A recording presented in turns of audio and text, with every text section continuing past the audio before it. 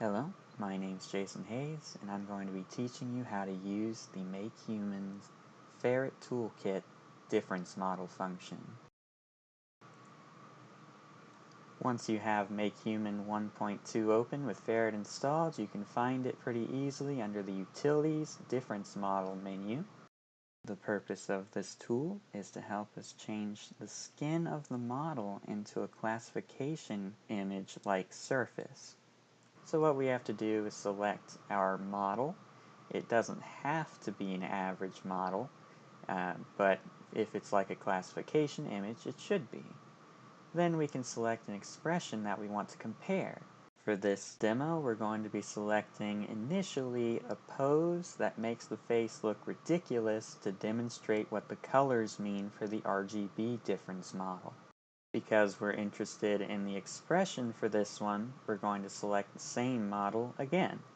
We can easily compare it to the neutral state by leaving the second expression at none.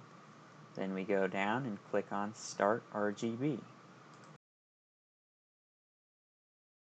This example pose makes it very easy to tell that red represents horizontal movement, while green represents vertical movement. While less obvious, you can see here that blue is highlighted a little bit and represents changes in depths.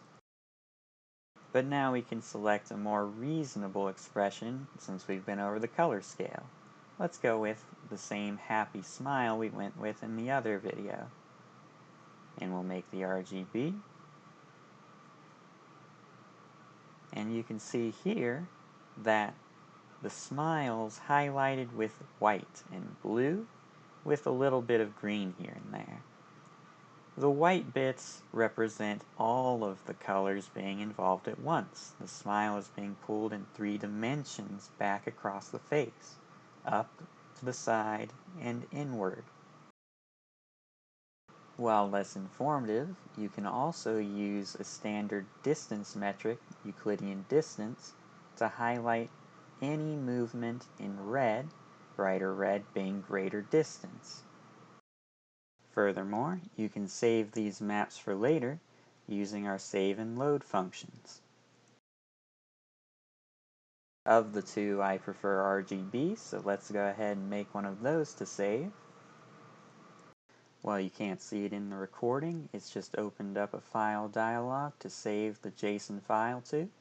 I did not name that after myself. It is a JavaScript object notation file. Then we'll just override the skin with something else so we have something to actually load.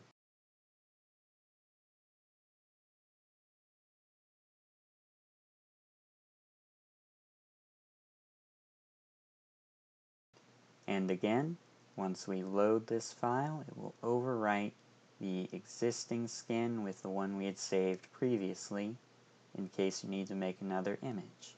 I hope you can make good use of this for making figures. I do recommend that when rendering these skins that you use the quick render, otherwise it will completely destroy the RGB values that you set in the skin with the lighting effect. Thank you for listening, and I hope you make great use of FaReT in the future.